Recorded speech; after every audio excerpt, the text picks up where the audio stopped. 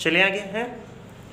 तो अब 8.3 के लिए दूसरी स्टेप पे आ गए हम लोग। वो क्या है? त्रिकोणमितीय सरलसमीकरण। और त्रिकोणमितीय सरलसमीकरण कितने नंबर पे आएगी? पॉइंट देखो कौन सा है? 8वें नंबर पे।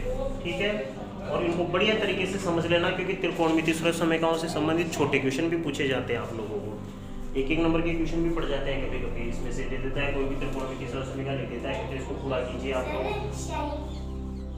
शाही ले जाए यहाँ से। तो सुन रहे हो क्या मेरी बात? तो चलो, त्रिकोणमितीय सरलसमीकरण, त्रिकोणमितीय सरलसमीकरण। और त्रिकोणमितीय सरलसमीकरण देखो क्या होती है, बड़े ध्यान से सुन लेना आप लोग। मुख्य रूप से 3 त्रिकोणमितीय सरलसमीकरण होती है। कितनी कहा मैंने? मुख्य रूप से 3 त्रिकोणमितीय सरलसमीकरण होती हैं। पहली, दूसरी और तीसरी। मुख्य रूप से मैंने क्या कहा है? मुख्य रूप से। एक मुख्य रूप से शब्द का प्रयोग किया है मैंने, यानी मेन 3 होती है, फिर 3 के बन जाते हैं और ऐसे मिलाकर टोटल कितनी हो जाती है? 9 हो जाती है। कितनी हो जाती है? 9 त्रिकोणमितीय सरलसमीकरण हो जाती है टोटल कुल मिलाकर। मुख्य रूप से कितनी होती है? 3 ही होती है। फिर 3 की सहायता से ही बन जाते हैं। जैसे आयत का क्षेत्रफल नहीं होता है क्या? आयत का क्षेत्रफल बराबर क्या सूत्र होता है? लंबाई गुणा चौड़ाई। इस एक सूत्र से हम लोग 3 चीजें निकाल लेते हैं। एक ही सूत्र से 3 चीजें निकल जाती हैं। इसी सूत्र से हम लोग क्षेत्रफल निकाल लेते हैं, इसी सूत्र से हम लोग लंबाई भी निकाल लेते हैं, और इसी सूत्र से हम लोग चौड़ाई भी निकाल लेते हैं। क्षेत्रफल निकालना हो तो इधर क्षेत्रफल लिख लेते हैं, जब लंबाई निकालना हो तो लंबाई इधर रख लेते हैं और क्षेत्रफल के अंदर भाग दे देते हैं। चौड़ाई इधर गुणा में इधर आ जाएगी तो भाग में, तो लंबाई बराबर क्षेत्रफल बटे चौड़ाई हो जाएगा। और अगर चौड़ाई निकालनी हो तो क्या हो जाएगा? क्षेत्रफल में भाग दे देंगे, लंबाई का दे देंगे। तो देखो, इसी मुख्य रूप से देखा जाए तो सूत्र एक ये हुआ। समझ रहे हो मेरी बात? मुख्य रूप से सूत्र तो ये हुआ, लेकिन इस सूत्र के माध्यम से हमने 2 और बना लिए, तो टोटल कितनी हो गई? 3 हो गई। 3 सूत्र बन गए ना, देखो यहाँ पर। तो उसी प्रकार एक सरलसमीकरण लूंगा मैं, तो इसकी सहायता से 2 और बन जाएगी, तो टोटल कितनी हो जाएगी? 3 इधर आ जाएगी, इस प्रकार 3 इधर आ जाएगी और 3 इधर जाएगी, तो 3 3 कितने हो गए? 9। तो 9 हो गई सरलसमीकरण। और वैसे मैंने मेन सरलसमीकरण कितनी बताई? 3 ही बताई आपको। अगर यहाँ तक तो बात समझ में। तो सबसे पहले नंबर पे तैयार हो क्या आप लोग? सबसे पहले नंबर पे आती है sine square theta plus cos square theta बराबर 1। और वेरी मोस्ट है ये, सबसे वेरी मोस्ट है। Sine square theta plus cos square theta बराबर 1। यदि आप साइन स्क्वायर थीटा को और प्लस कोस स्क्वायर थीटा को एक जगह कर लोगे, मतलब साइन स्क्वायर थीटा और कोस स्क्वायर थीटा दोनों को अगर आप जोड़ लोगे तो कितना उत्तर आएगा? 1 आएगा। अच्छा, आप लोग चेक भी कर सकते हो। समझ गए क्या? इस प्रकार कई भी ऐसे क्वेश्चन ले सकते हो आप आराम से। जैसे मैं कह दूं, ये है अपने पास एक प्रश्न और लंब है जैसे 4 और आधार है 3 और करण 5 आता ही है। आता है कि नहीं आता?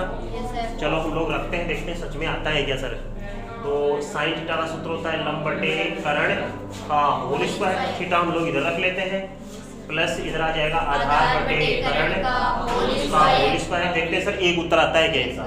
तो लंब हो गया यहाँ पर 4 और करण हो गया 5 का होल स्क्वायर प्लस 3/5 का होल स्क्वायर। इन दोनों का उत्तर 1 आना चाहिए ना, तब तो ये सरलसमीकरण पक्की हो जाएगी। अन्यथा अनुराधा मुझे फेल कर देगी तू। यस सर, देखो कि 10 साल के अनुभव को कह रही है सर मैं फेल कर दूंगी। देखिए सर, हाँ 4 चौक 16 55 25 और 3 3 और 55 25। ठीक है, लेस से लिया तो कितना आया? 25। 16 प्लस 9 25 बटे 25 कट गया, कितना आया? 1। मैं फेल नहीं हुआ। समझ गए क्या? तो कहने का मतलब समझ में आ गई क्या आप लोगों को अच्छी तरीके से? कभी पूछ ले आप लोगों की sine square theta plus cos square theta बराबर 1 कैसे होता है, हमें बताइए। ऐसे कभी बैठ जाते हैं हम लोग पास में, कभी तो नॉलेज हो तो बता सकते हैं ना हम लोग उनको। तो अब तो पक्के आ गए ना समझ में कि sine square theta plus cos square theta बराबर क्या होता है? 1 होता है। अब इसी से एक और बन जाएगी। कैसे? कि सर कोस स्क्वायर का उधर पक्षांतर कर दो, तो क्या हो जाएगा साइन स्क्वायर थीटा बराबर 1 और कोस स्क्वायर थीटा के सामने प्लस था, उधर जाकर माइनस है कोस स्क्वायर थीटा। तो एक त्रिकोणमितीय सरलसमीकरण ये हो गई।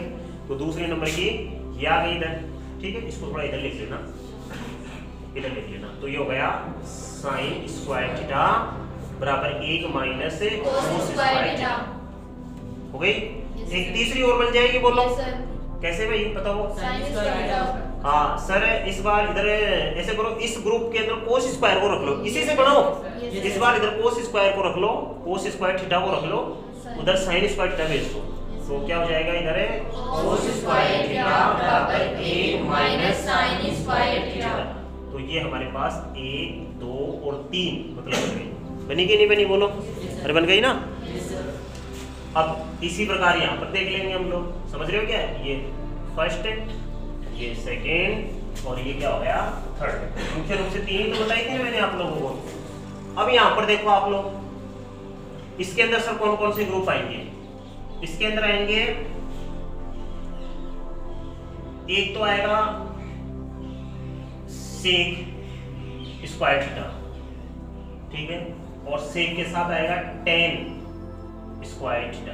इनके साथ त्रिकोणमितीय सरलसमीकरणों में 7 का जरूर ध्यान रखना कि साइन के साथ कौन सा आता है। तो साइन के साथ कौन आता है? उसका कोस आता है, साइन स्क्वायर और कोस स्क्वायर आ जाते हैं दोनों, और सेक और टेन आते हैं दोनों साथ में। फिर बच गए कौन? 2 बच गए, कौन है? कोसेक स्क्वायर थीटा और एक कोट स्क्वायर थीटा बच गए, वो लास्ट में आ जाएंगे। तो पूरे टोटल 6 के 6 आते हैं। तो त्रिकोणमितीय सरलसमीकरणों में एक याद रखा करो कौन किसके साथ आता है। साइन स्क्वायर और कोसेक स्क्वायर साथ में आ जाते हैं, सेक स्क्वायर और टेन साथ में आ जाते हैं। ऐसे आप लोग इसको याद कर सकते हो। इसको तो देखो याद करने का तरीका एक ही है, अच्छा तरीका कि सर सेक 10 रोटी सेक 10 रोटी सेकनी है। क्या करनी है? 10 रोटी सेकनी है, 10 रोटी सेकनी, यानी 10 यानी 10 और सेकनी यानी सेक, यानी सेकनी है रोटी, सेकनी है रोटी यानी 10 रोटी सेकनी है, सेकनी है रोटी 10। एक याद करने की ट्रिक बता रहा हूँ मैं तुम्हें, ऐसे कोई सूत्र नहीं है, मतलब कि गणित में ऐसा कोई याद करने का तरीका है क्या सर? लिखा हुआ है क्या? ऐसा लिखा हुआ नहीं, मैं ऐसे बता रहा हूँ। क्या बताया मनोज? 10 रोटी से। हाँ 10 रोटी से या 1 रोटी 10, एक ही बात है। और इसमें आ जाएगी कौन सी? इसमें आ जाएगा कोसेक स्क्वायर थीटा बढ़िया माइनस कोट स्क्वायर थीटा बराबर, समझ गए क्या? उसमें आ जाएंगे cosec square theta minus cot square theta बराबर 1। हाँ एक बात का विशेष तौर से ध्यान रखना, इसमें आता है sine square plus cos square का दोनों का योग आता है, और बाकी की जो है उनमें क्या होता है? माइनस आता है। और ये बात सही है, हाँ बराबर है 1, ठीक है, बराबर 1। अब ऐसे भी आप इसको बढ़िया तरीके से याद कर लेते हो कि सेकते रहेंगे 10 रोटी, तो एक जगह रहेगी या कम होती जाएगी? कम होती जाएगी। क्यों भाई? जो कमले से खाते जाएगा तो कम ही होती जाएगी, तो कम का मतलब बाकी। ऐसे ही याद करने की ट्रिक बताया हूं, समझ गए क्या? तो साइन स्क्वायर और प्लस कोस स्क्वायर ये तो प्लस होते हैं, ये दोनों घटते हैं, वो दोनों भी क्या करते हैं? घटते हैं। इसकी सहायता से ये 2 बना ली, अब इसकी सहायता से बना लो, तो बना ले दूसरी। तो दूसरी कैसे बनाएंगे? तो सर ऐसे बनाएंगे कि सेक स्क्वायर थीटा, उसको उधर भेज दो सर, तो बराबर 1 माइनस तो प्लस का 10 स्क्वायर थीटा, माइनस का तो जाकर प्लस का हो गया, ठीक है। अब तीसरे नंबर की क्या बनेगी? सर अब एक साइड में, एक बार हमने सेक स्क्वायर थीटा को एक साइड में रख लिया, अब बार 10 को रखना है, तो 1 को बुला लो इधर, अरे 1 को बुला लो इधर, तो ये हो जाएगा सेक स्क्वायर थीटा माइनस 1 बराबर 10 स्क्वायर थीटा, 10 स्क्वायर थीटा, बस हो गया।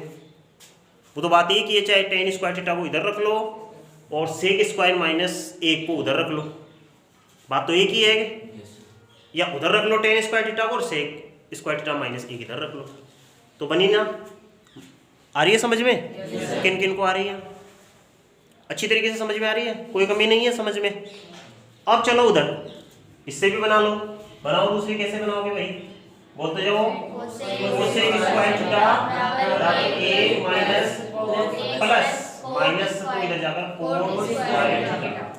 और तीसरे नंबर पे क्या हो जाएगी, ये को इधर बुला लेंगे, कोसेक स्क्वायर थीटा माइनस 1 बराबर कोस स्क्वायर थीटा।